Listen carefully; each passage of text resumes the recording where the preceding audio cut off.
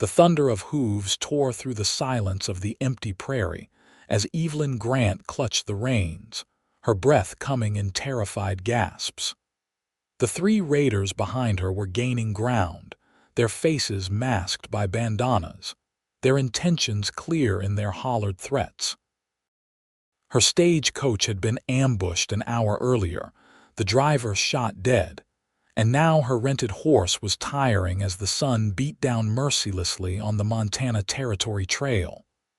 "Nowhere to run, pretty lady," one of them called out, close enough that Evelyn could hear the laughter in his voice.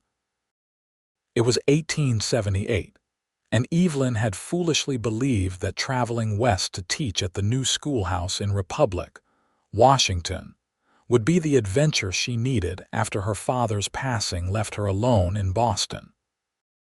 At 22, she had been naive about the dangers, dismissing the warnings about traveling alone as exaggerations meant to discourage independent women. Her horse stumbled, and Evelyn nearly lost her grip on the reins. Tears blurred her vision as the reality set in she wasn't going to outrun them. The valise containing all her worldly possessions bounced against her thigh, the letters of recommendation inside now seeming like trivial concerns as her life hung in the balance. The nearest raider was close enough that she could see the yellow stains on his teeth as he grinned at her. His hand reached out to grab her reins. She screamed, the sound swallowed by the vast emptiness around them. Then came the crack of a rifle, sharp and definitive. The raider's horse reared as its rider clutched his shoulder, blood blossoming through his dirty shirt. Another shot rang out, and the second man's hat flew off his head. The third shot kicked up dirt directly in front of the last raider's horse, causing the animal to buck wildly. "That's far enough," a deep voice called from atop a ridge to their right. "Next one goes between somebody's eyes." Evelyn's would-be attackers hesitated, looking to each other for direction as a lone figure on horseback emerged from behind an outcropping of rocks. A man with a Winchester rifle held steady in his hands, the barrel glinting in the afternoon sun. He rode a magnificent black stallion, his posture relaxed yet authoritative. "This ain't your business, mister," the wounded raider called out, though his voice wavered. "I'm making it my business," the stranger replied. "The lady's free to go on her way. You boys turn around and ride back the way you came." The raiders hesitated, calculating their odds against the marksman who demonstrated his skill with 3 precisely placed shots. 3 against 1, the lead raider muttered, his hand drifting toward his pistol. The rifle cracked again, and the man's gun belt fell to the ground, severed by the bullet. "Want to try for 4 out of 4?" the stranger asked, his voice carrying easily across the distance. That was enough. With curses and threats, the 3 raiders wheeled their horses around and galloped away, the wounded one hunched painfully over his saddle.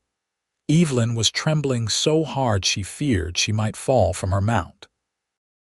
The stranger guided his horse down from the ridge, approaching her cautiously as if she were a spooked animal herself. As he drew near, she saw his face clearly for the first time, strong-featured, weathered by sun and wind, with eyes the color of a summer storm. He wasn't young, perhaps in his early 30s, but there was a vitality about him that spoke of hard-earned resilience. "Madam," he said, tipping his hat. "Xavier Northcott. Folks call me Zav." "Evelyn Grant," she managed, her voice shaky. I don't know how to thank you, Mr. Northcott." "No need for thanks." His eyes scanned the horizon, watching for any sign the raiders might return. "Those men have been troubling travelers along this route for weeks. I've been tracking them, hoping to catch them and bring them to justice." "You're a lawman?" she asked, noticing for the first time the glint of a badge on his vest, Marshal out of Helena. He glanced at her trembling hands and softened his tone. "You're heading somewhere in particular, Miss Grant, Republic, Washington. I'm to be the new schoolteacher there. She looked around, suddenly realizing how lost she was. But I don't know where I am now. The stagecoach was attacked and I just ran. Xavier nodded, understanding in his eyes. Republic's a good 5 days' ride from here, and that's if you know the way. He considered for a moment. There's a town about 3 hours north Riverspend. Not much to look at, but they've got a decent hotel and the stagecoach passes through twice a week, heading west. Relief flooded through Evelyn. Could you point me in that direction? I don't want to trouble you further. Xavier shook his head. Those men might circle back. I'll escort you to Riverspend myself. His tone made it clear this wasn't a suggestion but a decision already made. Normally, Evelyn would have bristled at being told what to do, but today, her independence seemed less important than survival. Thank you, she said simply. They rode side by side, Xavier keeping a watchful eye on their surroundings. Evelyn stole glances at her rescuer, noting the way he sat easy in the saddle, the rifle now secured but within easy reach. His clothes were functional rather than flashy, no fancy embroidery or silver conchos like she'd seen on some Western men. Just a simple blue shirt, worn denim pants, a brown leather vest, and boots that had seen better days. First time in the West? He asked after a while, breaking the silence. Is it that obvious? She replied with a weak smile. Most Easterners don't travel these roads alone, especially not. He hesitated. Especially not women, she finished for him. Yes, I've heard that warning many times. I thought with the railroad and stagecoach routes, things had become safer. Safer than 10 years ago, maybe, still not safe. He gave her an appraising look. School teacher, you said, she nodded. I taught in Boston for 2 years. When I saw the advertisement for a position in Republic, it seemed like an opportunity for a fresh start. Family back east? None, she said, the word carrying more weight than its single syllable suggested. My father passed 6 months ago, my mother when I was a child. Xavier nodded, understanding in his silence. Republic's a growing town, good folks there from what I hear. They'll look after their teacher. The sun was beginning its descent when they spotted smoke from chimneys in the distance. Riverspend sat in a natural curve of a small river, a collection of wooden buildings straddling both banks, connected by a sturdy-looking bridge. Not much to look at, Xavier said, but the food at Maggie's diner is worth the trip. As they rode into town, Evelyn felt eyes upon them. A woman traveling with a marshal was apparently noteworthy enough to draw attention. Xavier led her directly to a 2-story building with a sign reading Riverspend Hotel and Boarding House. He dismounted and helped her down from her horse, his hands strong but gentle at her waist. The brief contact sent an unexpected flutter through her chest, which she attributed to the day's stress. Mrs. Holloway runs a clean establishment, he said as they climbed the steps to the porch. I'll make sure you're settled before I see about those raiders. The hotel owner was a plump, efficient woman who clucked sympathetically when Xavier explained what had happened. You poor dear. Attacked on the road, it's shameful what some men will do. Mrs. Holloway shot Xavier a meaningful look. You'll catch them, won't you, Marshal? I aim to try, he replied. When's the next stage coach through to Republic? Day after tomorrow around noon, Mrs. Holloway said. Stage from Helena comes through, changes horses, then continues west. Evelyn felt both relief and dismay. Relief at having a definite departure date, dismay at the thought of continuing her journey so soon after her terrifying experience. Xavier seemed to read her thoughts. I'll be escorting Miss Grant to Republic myself, he said, surprising both women. After I deal with those raiders. You're heading to Republic? Evelyn asked. I have business in that direction, he said simply. Mrs. Holloway gave Evelyn a room key and directions upstairs. Before Evelyn could thank him again, Xavier tipped his hat and was gone, striding purposefully back to his horse. That evening, after washing away the dust of the trail and changing into her one spare dress, Evelyn ventured downstairs to find food. Mrs. Holloway directed her to Maggie's diner across the street, promising she'd find the best roast beef this side of the Mississippi. The diner was busy but not crowded. Evelyn found a small table by the window and ordered the recommended roast beef when a friendly waitress approached. She was halfway through her meal when the door opened and Xavier walked in, his presence causing a momentary hush in the conversation around her. He scanned the room, his eyes finding hers immediately. With a nod to several patrons who greeted him, he made his way to her table. "Mind if I join you, Miss Grant?" he asked. "Please do," she replied, surprising herself with how glad she was to see him. He sat down, ordering coffee and the day's special when the waitress hurried over. Up close, in the warm lamplight of the diner, Evelyn noticed details she had missed before: a small scar near his right eyebrow, the few strands of silver at his temples contrasting with his otherwise dark hair, the calluses on his hands as he removed his gloves. "I sent a telegraph to the sheriff in Helena," he said. "He's sending deputies to patrol the road. Those raiders won't find easy pickings there anymore."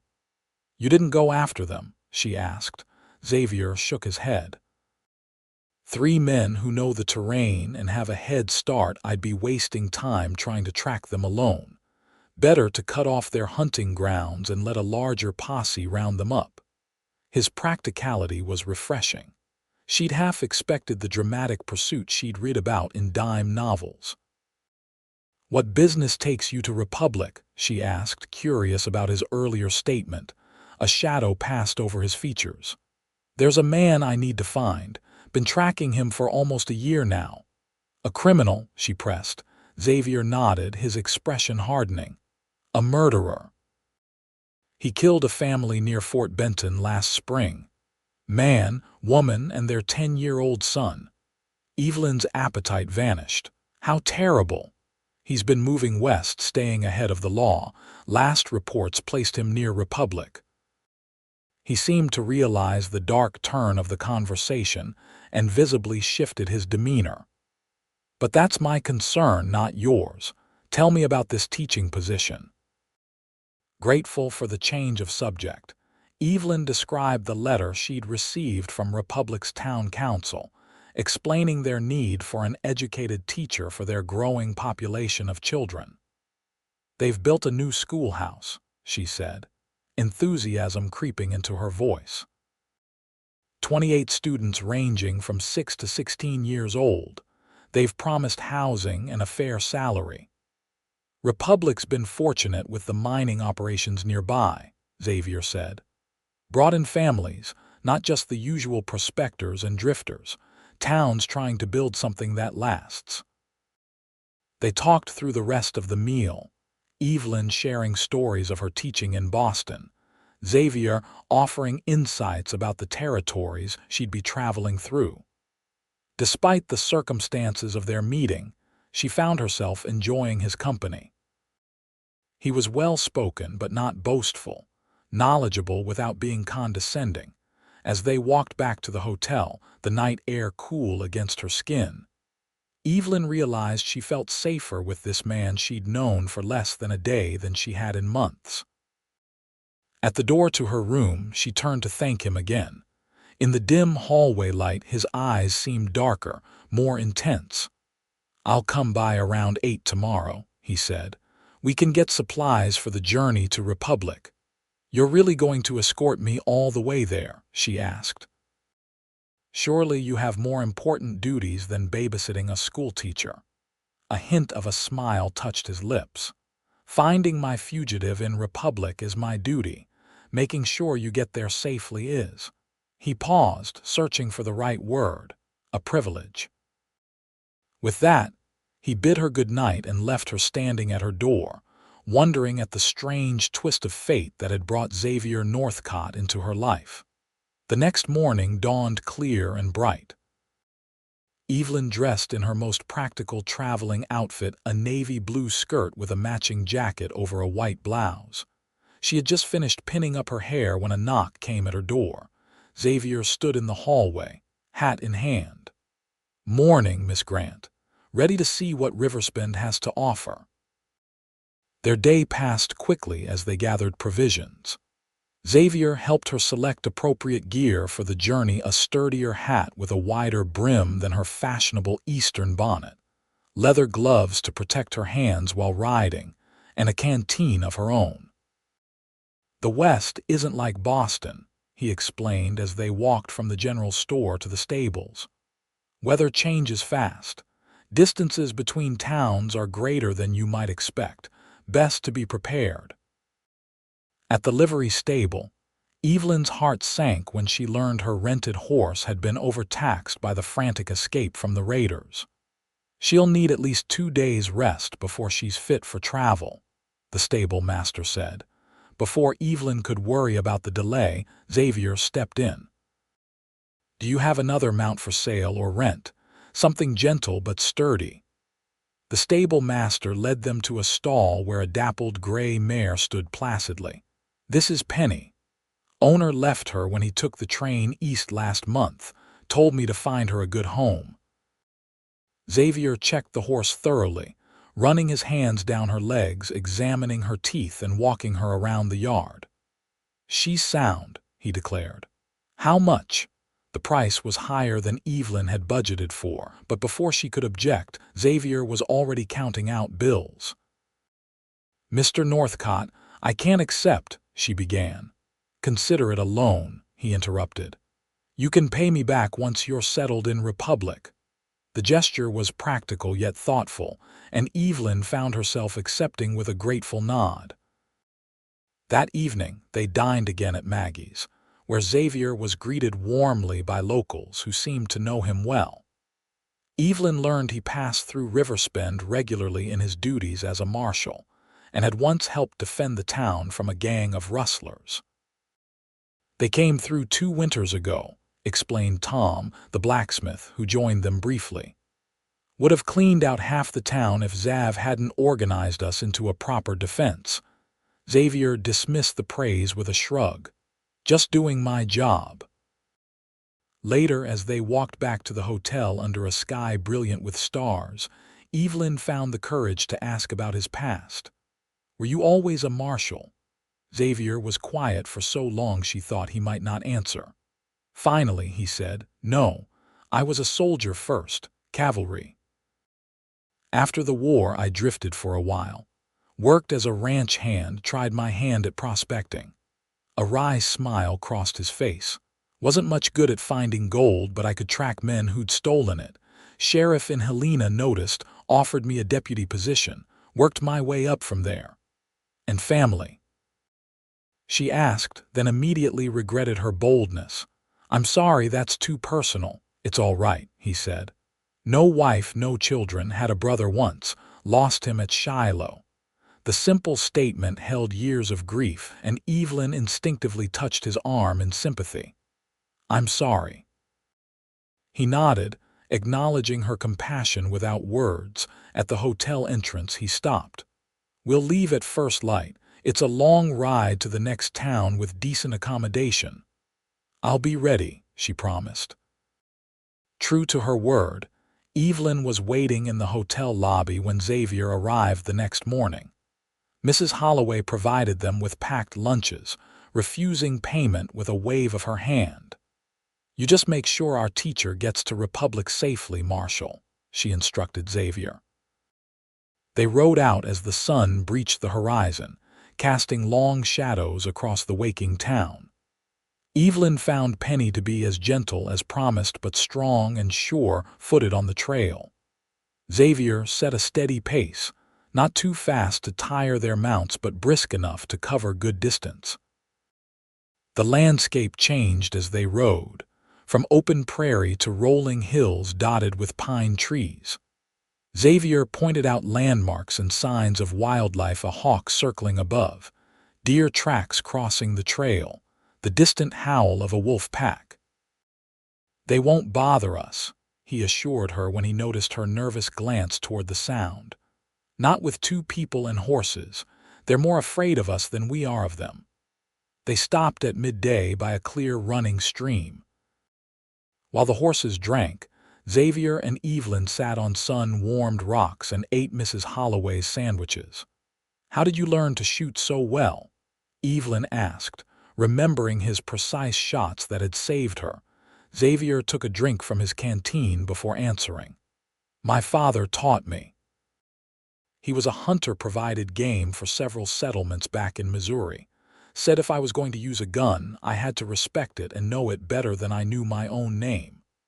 "He sounds like a wise man." "He was," Xavier agreed. "Died when I was 16, pneumonia.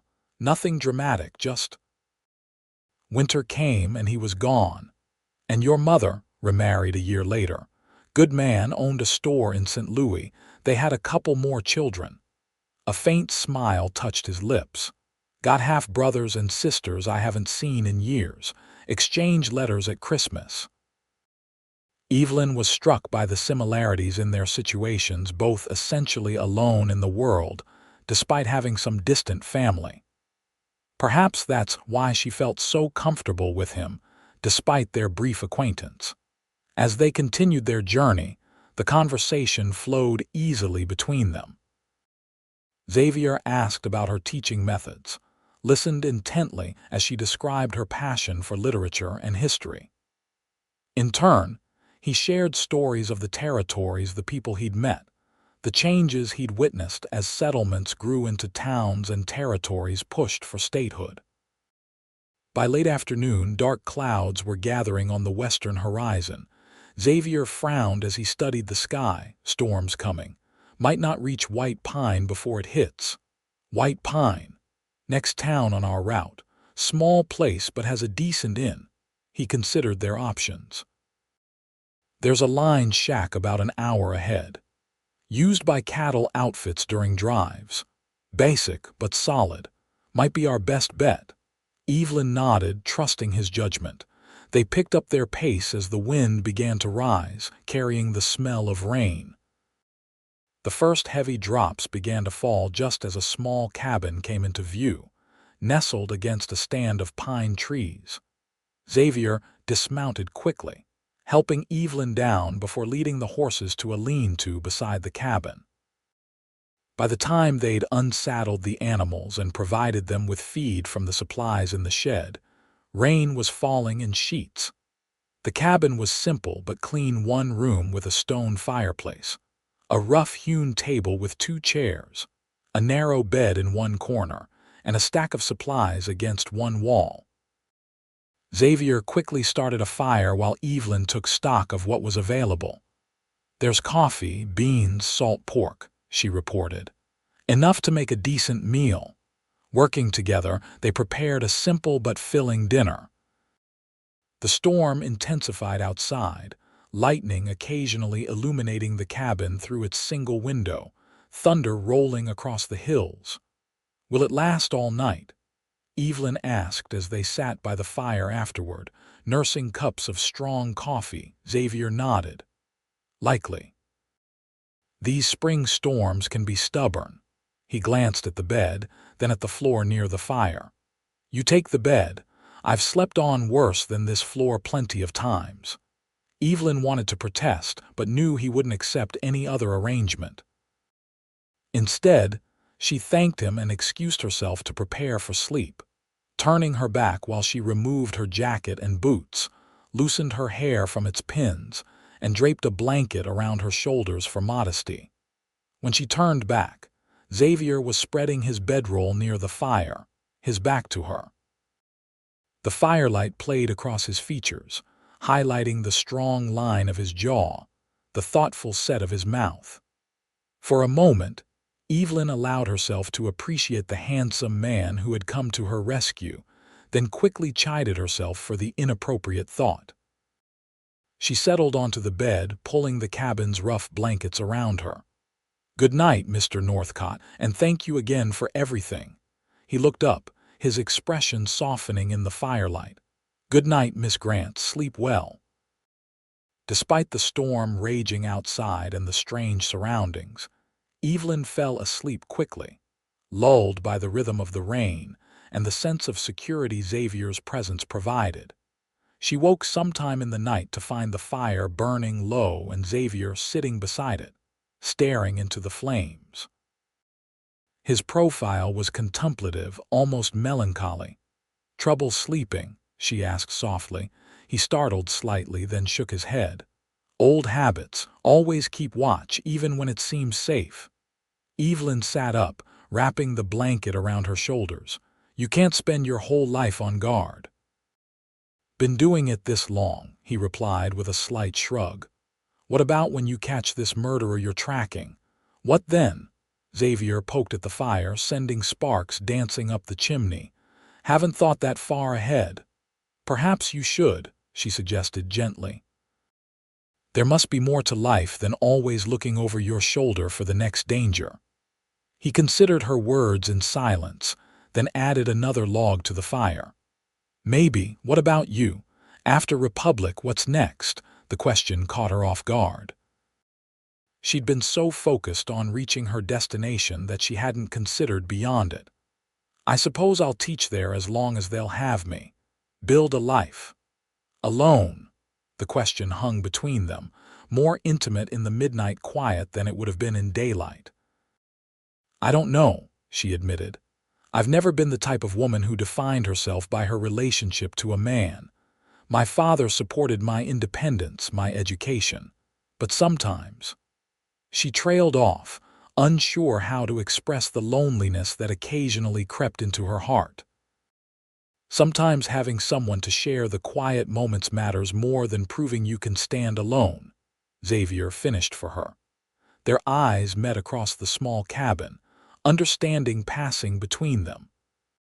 For a heartbeat, Evelyn felt as though something important had shifted, though she couldn't have named what it was. The moment passed when Xavier stood and stretched. "You should get more sleep. We've got a long ride tomorrow." Evelyn nodded and lay back down, but sleep was slower to return this time. Her thoughts filled with the enigmatic Marshal, who seemed to understand her better than men she'd known for years. Morning brought clear skies and muddy trails.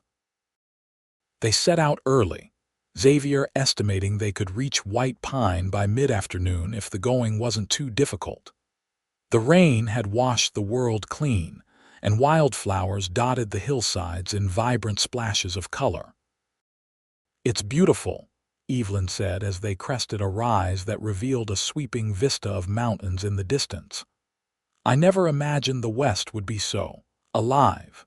Xavier smiled, a genuine expression that transformed his usually serious face. "That's why I stay, despite everything. There's a freedom here you can't find back east. Room to breathe." They reached White Pine by late afternoon, a slightly larger settlement than Riversbend with a main street boasting a hotel, general store, saloon, and even a small church. The hotel had proper rooms with clean linens and a dining room serving hot meals. After securing their horses at the livery, Xavier escorted Evelyn to the hotel. "I need to check in with the local sheriff," he explained. "Will you be all right on your own for an hour or so?" "Of course," she assured him. "I'm perfectly capable of entertaining myself." His lips quirked in what might have been a suppressed smile. "Never doubted it for a moment, Miss Grant." While Xavier was gone, Evelyn explored the small town, finding it charming despite its frontier roughness. The general store owner, upon learning she was the new teacher bound for Republic, insisted on showing her a collection of books he'd recently received. "My wife was a teacher before we moved west," he explained, carefully unwrapping volumes of poetry and history. "She says education is what will tame the frontier more surely than any gun." Evelyn was examining a beautifully bound collection of Shakespeare when Xavier found her. His expression was serious as he approached. "Everything all right?" she asked, sensing his tension. "Got word those raiders have been spotted north of here," he said quietly. "Sheriff thinks they might be headed this way." Evelyn's blood ran cold at the thought of encountering them again. "Should we leave?" Xavier shook his head. "Roads are still muddy from the storm. We'd be easier to track out there than here in town. Besides," he added, his hand briefly touching the revolver at his hip, "town's got a sheriff and deputies. Safer here tonight."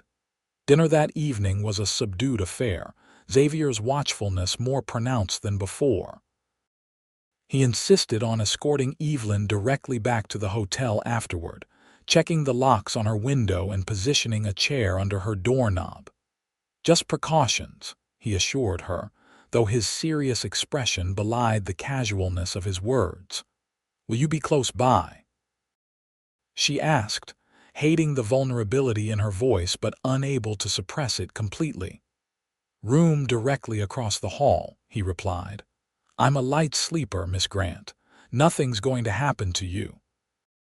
His confidence should have reassured her, but Evelyn still found sleep elusive that night, every creak of the hotel's wooden frame startling her awake. When morning finally came, she was bleary-eyed but determined not to show her fatigue. They departed White Pine early, Xavier leading them on a less traveled trail than the main road. "Might add half a day to our journey," he explained, "but less chance of an ambush." The day passed without incident, though Xavier's vigilance never wavered. He positioned Evelyn to ride slightly behind him, where he could keep her in his peripheral vision while scanning the trail ahead. They spoke less than on previous days, both attuned to their surroundings. By evening, they reached a small trading post where several families had established homesteads nearby. The owner, a grizzled man named Jensen, recognized Xavier immediately. "Marshal, been a while since you passed through." His eyes darted to Evelyn with undisguised curiosity. "Madam, Miss Grant is the new schoolteacher for Republic," Xavier explained. "I'm escorting her there." Jensen nodded approvingly. "Good timing. My sister's place has a spare room since her boy left for California. She'd be happy for the company and a bit of extra money." Jensen's sister, Martha, was a widow in her 50s with a no-nonsense manner and a spotlessly clean home. She provided them with a hearty meal of venison stew and fresh bread, then showed Evelyn to a small but comfortable bedroom. "Marshal can take the sofa in the front room," she announced. "I'll brook no arguments about propriety. There's nowhere else for miles, and I'm chaperone enough for anyone with sense." After Martha retired, Evelyn and Xavier sat on the porch, watching the stars emerge in the darkening sky. The evening was mild, with a gentle breeze carrying the scent of pine from the nearby forest. "2 more days to Republic," Xavier said. "Weather holds, we'll make good time." Evelyn nodded, trying to ignore the strange melancholy that had settled over her at the thought of their journey ending. "What will you do when we reach Republic? About the murderer you're tracking?" Xavier was silent for a long moment. "Man's name is Harlan Red. Killed that family I told you about, plus 2 others we know of. He's careful. Changes his appearance, uses different names. But he has a distinctive scar on his right-hand knife wound that never healed right." He flexed his own hand unconsciously. "I'll start asking questions, show his description around. Someone will have seen him." "And when you find him?" Evelyn asked, though she suspected she knew the answer. "Depends on him," Xavier said simply. "I'm bringing him in to stand trial if I can, if he forces my hand." He left the sentence unfinished.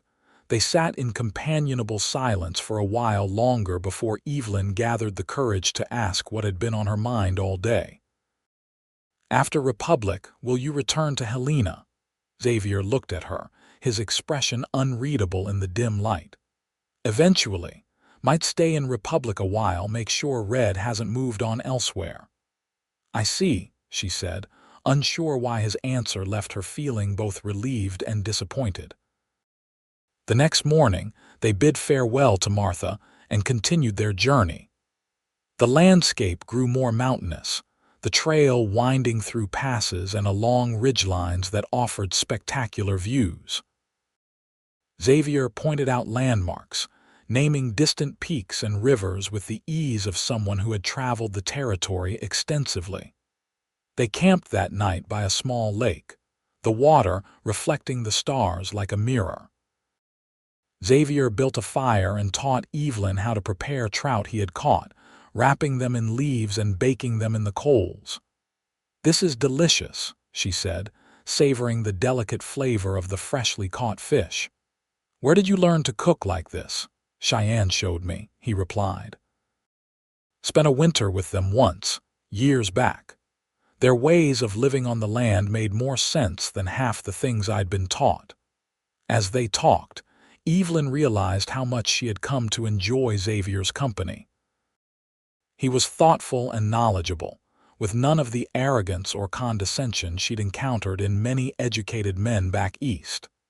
He listened when she spoke, considered her opinions, and treated her as an equal despite their different backgrounds and experiences. That night, as she lay in her bedroll looking up at the vast canopy of stars, Evelyn acknowledged to herself that her feelings for the Marshal had grown beyond simple gratitude or friendship. The realization was both exhilarating and terrifying. In just a few days, they would reach Republic, and their paths might diverge forever. The final day of their journey brought them through a mountain pass that opened onto a valley where the town of Republic spread along a river. From their vantage point, Evelyn could see neat rows of buildings, a church steeple, and what must be the new schoolhouse at the edge of town. "There it is," Xavier said, reining his horse to a stop beside her. "Your new home."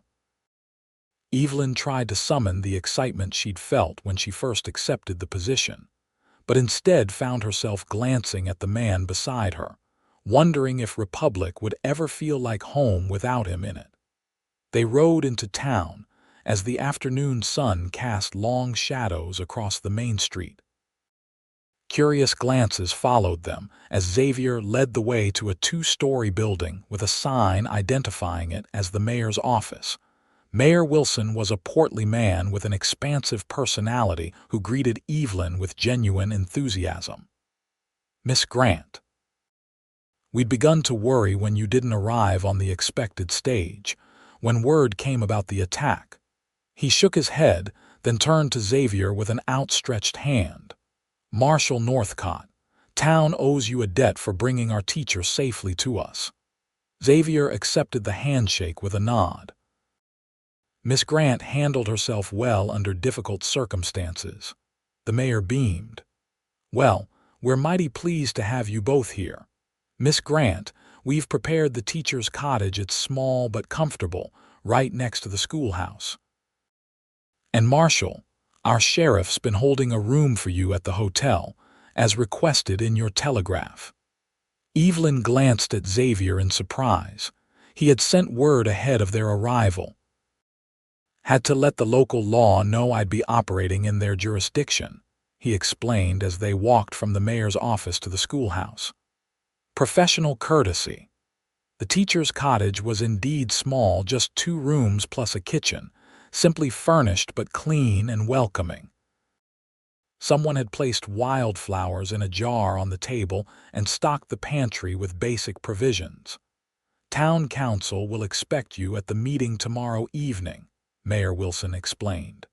"Just to introduce you officially and discuss the school term. Nothing to worry about." After the mayor left, Evelyn turned to Xavier, suddenly awkward now that their journey was over. "I don't know how to thank you properly for everything you've done." "No thanks needed," he said, his voice gruff. "Just doing what any decent man would do." "We both know that's not true," she replied. "Most men wouldn't have escorted me all this way, wouldn't have." She trailed off, unsure how to express the depth of her gratitude without revealing emotions that might embarrass them both. Xavier shifted, his usual confidence seemingly diminished. "I should let you get settled. Been a long journey." "Yes, of course." Evelyn extended her hand. "Will I see you again before you continue your search?" He took her hand, holding it a moment longer than necessary. "I'll be in town for at least a few days. Perhaps we could have dinner tomorrow." After your meeting with the council, joy bubbled up inside her, brighter than she expected. "I'd like that very much." With a tip of his hat, Xavier left her to explore her new home, his absence leaving the small cottage feeling emptier than its size warranted. The next day passed in a whirlwind of introductions and preparations.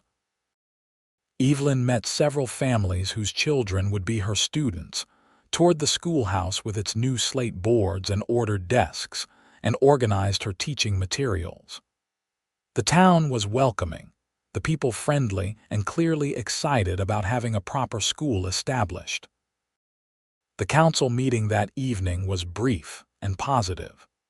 The members, 5 men and 2 women representing the town's leading families, expressed their expectations for the school and assured Evelyn of their support.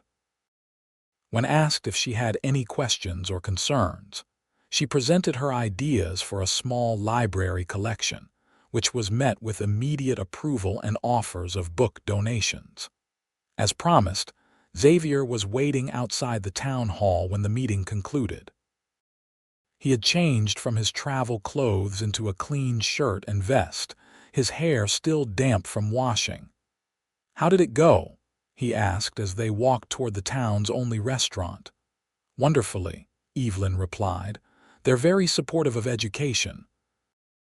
One council member even suggested organizing community events to raise money for additional school supplies. Xavier smiled, clearly pleased by her enthusiasm. "Told you Republic was building something that would last." The restaurant was busy but not crowded. They were seated at a corner table with a view of the street, where lamps were being lit as dusk settled over the town.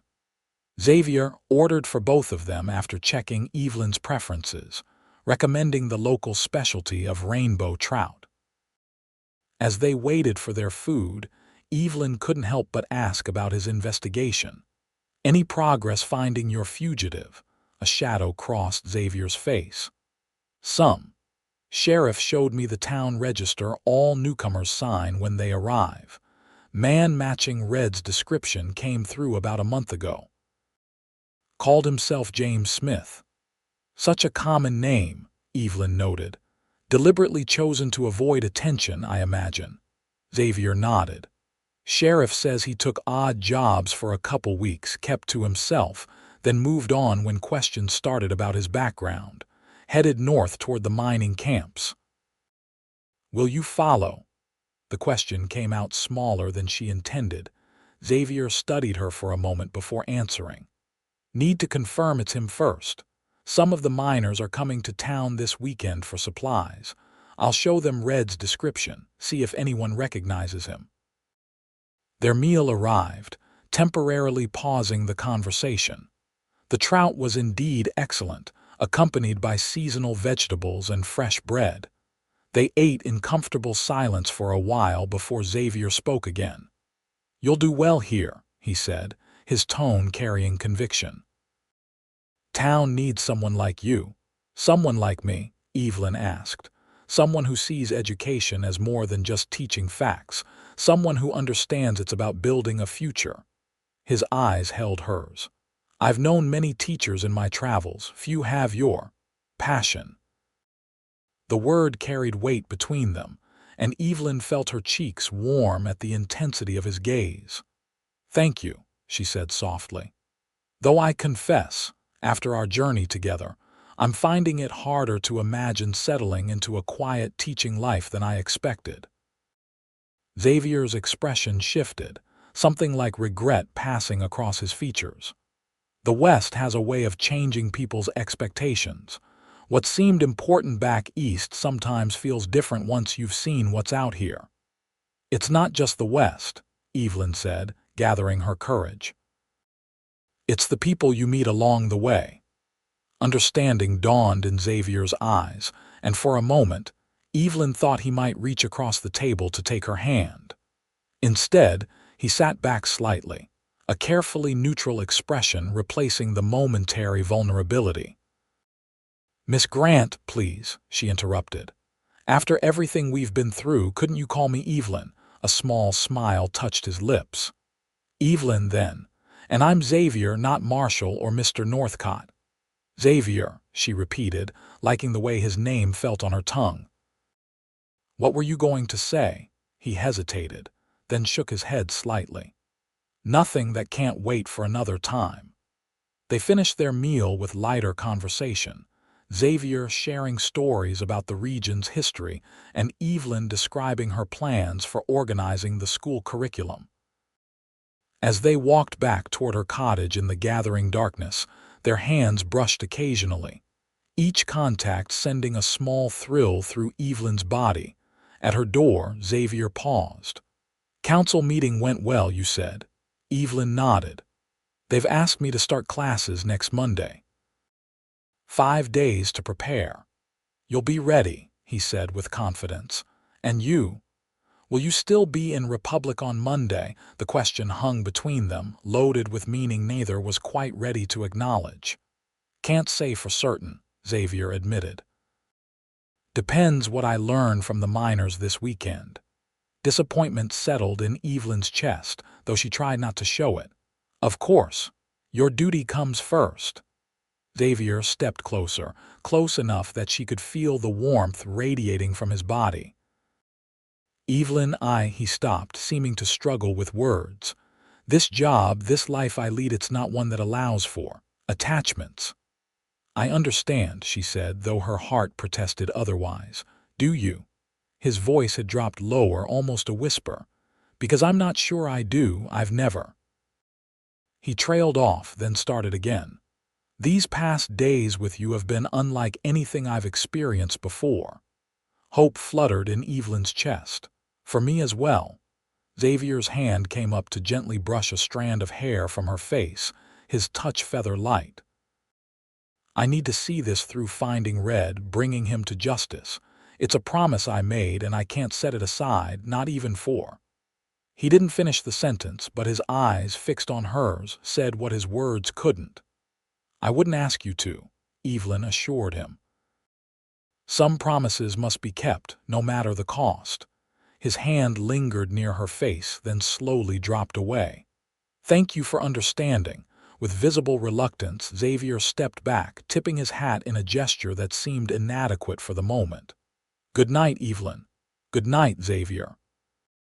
As she watched him walk away toward the hotel, Evelyn felt both hope and sadness warring within her. Whatever was growing between them could not be easily defined or resolved, not while Xavier's duty pulled him in one direction, and her new position anchored her in another. The next 2 days passed quickly as Evelyn threw herself into preparing for the school term. She arranged desks, organized teaching materials, and created lesson plans tailored to the different age groups she would be teaching. Several families invited her to dinner, eager to introduce their children to the new teacher and make her feel welcome in the community. Through it all, thoughts of Xavier were never far from her mind. She caught glimpses of him around town, consulting with the sheriff, questioning people at the general store, studying maps in the hotel lobby. He acknowledged her with a nod or tip of his hat when their paths crossed, but they had no private conversations. On Saturday morning, Evelyn was arranging books on the shelves of the small school library when she heard the door open behind her. Turning, she found Xavier standing in the doorway, his expression serious. "Good morning," she said, her heart quickening at the sight of him. "Is everything all right?" "Miners came in early," he replied. One of them recognized Red's description. "He's working at a claim about 15 miles north of here, still using the name Smith." Evelyn set down the book she was holding. "You're leaving to find him," Xavier nodded. "This afternoon." Sheriff's deputized 2 local men to ride with me. I see. Evelyn tried to keep disappointment from her voice. When do you expect to return? If all goes well, 2 days, 3 at most. He took a step into the room. I wanted to tell you myself, not have you hear it from gossip around town. I appreciate that. She hesitated, then asked the question that had been haunting her. And after, when you've apprehended this man, Xavier's eyes held her steadily. I need to take him back to Helena to stand trial. Of course, Evelyn said, nodding as if this was the answer she had expected all along. Well, I wish you safe travels and success in your mission. Xavier crossed the room to stand before her, close enough that she had to tilt her head back to maintain eye contact. Evelyn, when this is done. He paused, seeming to search for the right words. I'd like to return to Republic if you'd welcome my coming back. Joy surged through her, bright and unexpected. I would welcome that very much. His hand reached for hers, fingers entwining with a gentleness that belied his strength. I can't make promises about what happens after. My life isn't simple or settled, but I know that leaving you behind feels wrong in a way I've never experienced before. Evelyn squeezed his hand. I'm not asking for promises, Xavier, just honesty that I can give. His free hand came up to cup her cheek. May I? She nodded, understanding his unspoken question. Xavier leaned down, his lips meeting hers in a kiss that was gentle yet firm, tentative yet certain. Evelyn responded, her free hand finding its way to his shoulder as the kiss deepened. It was unlike any kiss she had experienced before, not the awkward fumbling of inexperienced suitors back east, but the deliberate connection of 2 people who had found something unexpected and precious in each other. When they finally parted, Xavier rested his forehead against hers for a moment. I should go. The others will be waiting. Be careful, Evelyn said, reluctant to release his hand but knowing she must. Always am. He kissed her once more, briefly, then stepped back. I'll come find you when I return. Evelyn watched him leave, her lips still tingling from his kiss, her heart simultaneously lighter and heavier than before. The next 2 days were the longest of Evelyn's life. She continued her preparations for the school term, visited with families, and attended Sunday services at the local church. But her thoughts constantly returned to Xavier and his dangerous mission. On Monday morning, she greeted her students for the first time, 26 children of varying ages filling the schoolroom with energy and curiosity. Teaching provided a welcome distraction, and by the end of the day, Evelyn felt she had made a promising start with her new charges. She was writing the next day's assignments on the blackboard when she heard the door open behind her. Thinking it was one of the students returning for a forgotten item, she turned with a smile that froze when she saw the man standing there. He was tall and gaunt, with a week's growth of beard and eyes that reminded her of a cornered animal, desperate and dangerous. His right hand, resting on the pistol at his hip, bore a distinctive scar across the knuckles. You the new schoolteacher? He asked, his voice rasping. Evelyn's throat went dry as she realized who he must be. Yes, the children have gone home for the day. The man Harlan read, it had to be nodded, stepping farther into the room. Figured as much, saw them leaving as I rode in. He glanced around the schoolhouse, his movements jerky and nervous. Nice place. Clean. Evelyn edged toward her desk, where she kept a small derringer in the top drawer, a gift from her father that she had never expected to use. Can I help you with something, Mr. Smith? He supplied, though his eyes narrowed as if he suspected she knew otherwise. James Smith, just passing through looking for work. He moved closer, blocking her path to the door. Heard there was a new teacher in town. Pretty one, they said. They weren't wrong. Evelyn's skin crawled at his appraising look. As I said, school is finished for the day. If you're looking for work, the mayor's office would be the place to inquire. Red's mouth twisted in what might have been a smile. Not interested in the mayor, more interested in you. His eyes darted to the window, scanning the street outside. Particularly in how well you know that marshal who's been asking questions about me. Evelyn's heart pounded as she realized the danger she was in. If Red had evaded Xavier and the others, had perhaps even harmed them. She pushed the thought away, focusing on maintaining a calm facade. "I don't know what you're talking about," she said, taking another step toward her desk. "I've only been in town a few days myself. Don't lie to me." Red's voice rose sharply. "Saw you with him in the restaurant, saw how he looked at you." His scarred hand tightened on his pistol.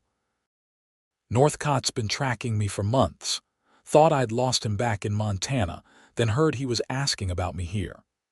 Evelyn reached her desk, her fingers inches from the drawer that contained the Derringer.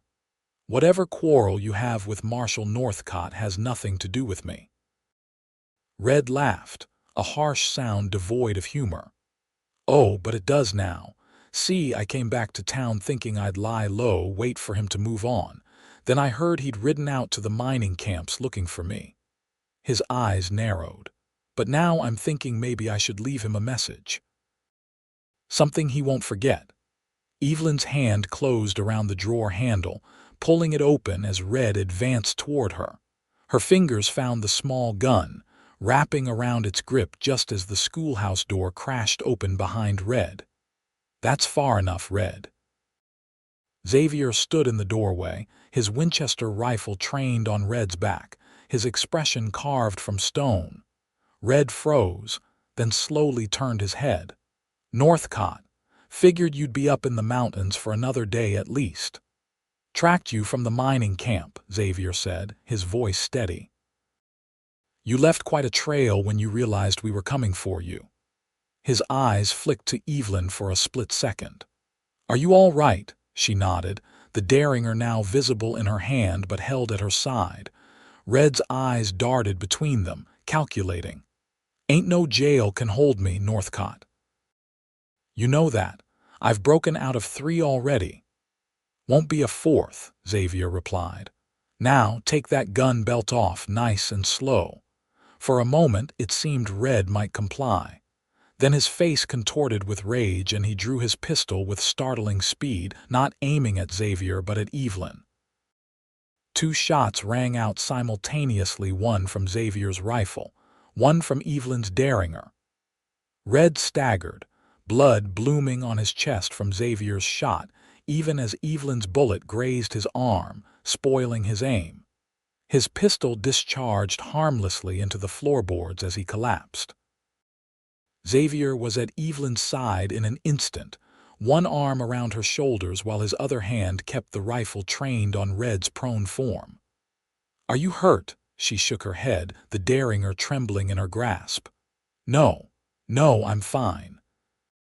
The sheriff and his deputies burst into the schoolroom seconds later, having heard the gunshots. They secured Red, who was alive but seriously wounded, and carried him to the doctor's office under guard. Once they were alone, Xavier set his rifle aside and gathered Evelyn fully into his arms. She clung to him, the delayed shock of what had happened making her legs unsteady. "I thought you were still in the mountains," she said against his chest.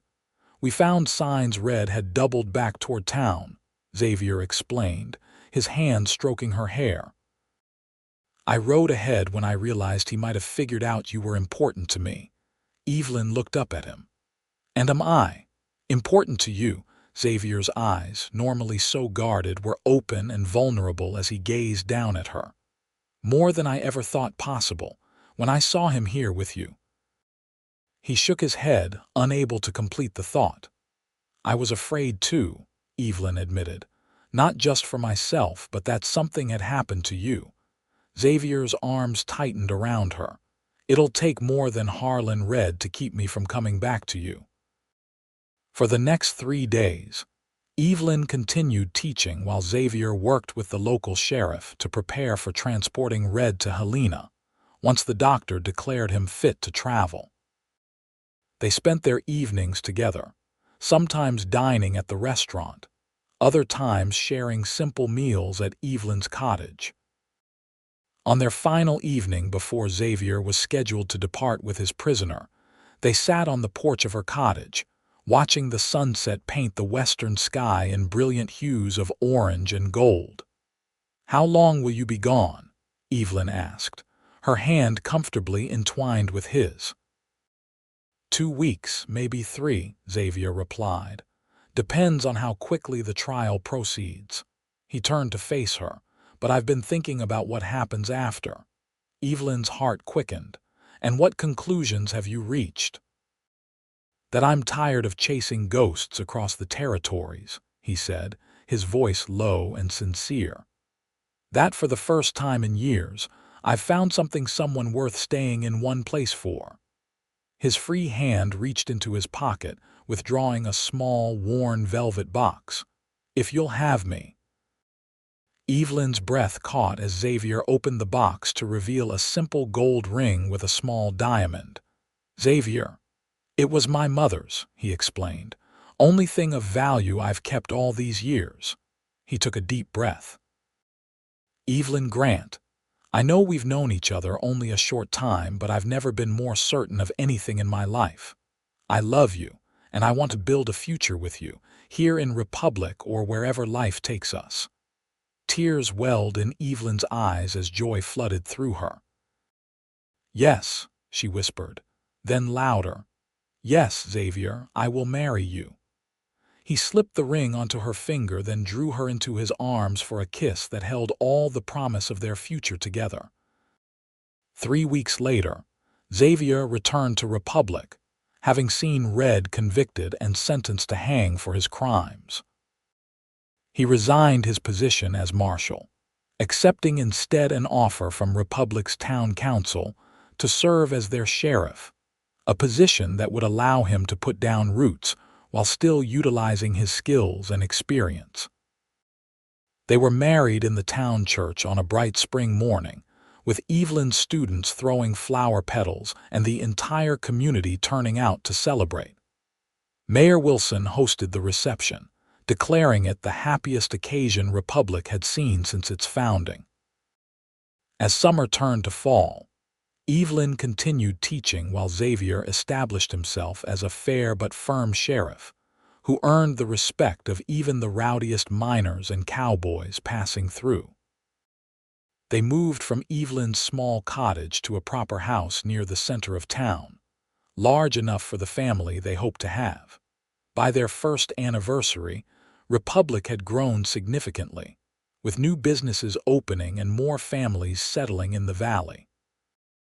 Evelyn's school now had an assistant teacher to help with the increased number of students, and a proper library had been established thanks to her persistent fundraising efforts. On their anniversary evening, as they sat on the porch of their home watching the sunset, Xavier placed his hand gently on Evelyn's slightly rounded belly.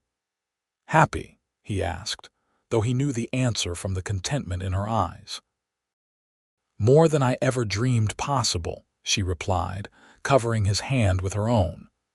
"When those raiders chased me on the road last year, I thought my life might end. Instead, it was just beginning." Xavier leaned over to kiss her softly. "I thank God every day that I was on that ridge at the right moment." "As do I," Evelyn said, resting her head against his shoulder. "As do I." In the years that followed, Xavier and Evelyn Northcott became pillars of the Republic community. Their home filled with the laughter of 3 children, 2 boys, and a girl who grew up hearing the story of how their parents met on a dangerous road, where a marshal's rifle and a schoolteacher's courage began a love that would last a lifetime. The West continued to change around them, territories becoming states, railroads connecting once isolated communities. But the foundation they built together remained solid and true, a testament to the unexpected ways that love can find even the most independent hearts in the vast wilderness of the frontier.